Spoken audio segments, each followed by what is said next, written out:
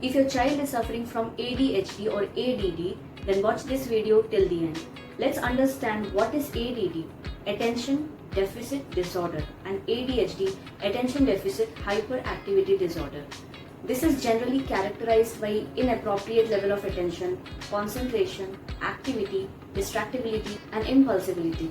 ADHD is most commonly diagnosed behavioral disorder of childhood, affecting an estimated 7% of school-aged children. So most of the ADHD is identified by the age 6. So what should be the objective once the child has been diagnosed with ADD or ADHD? We have to address poor intake and appetite, offer the food that is light along with 1 or 2 new tastes to encourage expanding preferences, correct the zinc deficiencies and iron deficiency anemia, rule out lead poisoning, provide sufficient omega-3 fatty acids and other micronutrients. So talking about the food and nutrition guidelines, the diet should be balanced and sufficient in energy and protein. The My Pyramid food guidance should be the basis of planning.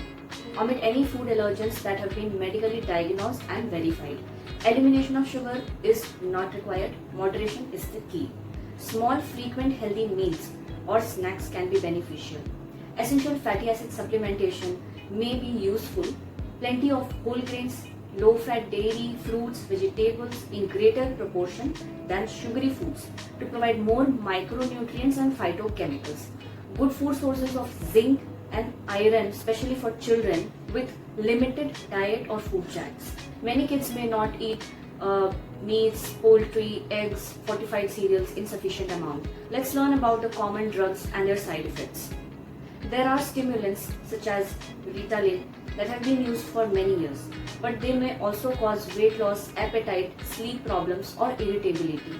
Secondly, non-stimulant Strattera is used to increase attention and the ability to focus. Long-term use may cause liver damage or suicidal thoughts.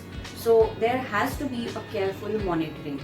Anti-epileptic drug, phenobarbital, gabapentin and topiramate may alter attention, whereas lamotrigine and carbamazepine may have beneficial effects on attention span.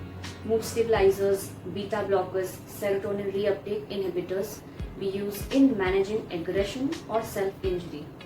There are many side effects like weight gain or loss, elevation of glucose with possible diabetes, gastrointestinal distress. So there has to be a close monitoring.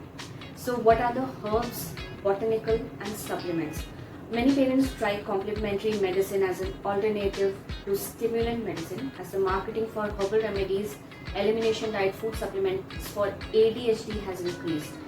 There are key questions regarding safety and efficacy of these treatments in children. Herbs and botanicals are not recommended for this condition because there are no clinical proven efficacies.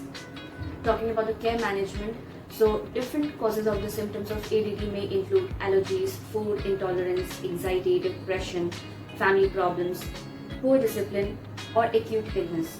A healthy balanced diet is important. Since glucose is the brain's source of energy, a sufficient intake of carbohydrate intake is needed. Assure that healthy choices are made from dairy, fruits, vegetables, breads, cereal items. Reduce the intake of sugary sweets, beverages and snacks. Identify and remove the sources of lead in the environment, especially if serum levels are found to be high.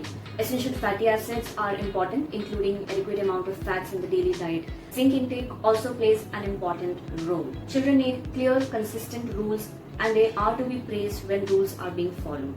Individual psychotherapy may be quite beneficial. Children need help to stay organized and follow direction. So use of a schedule is important.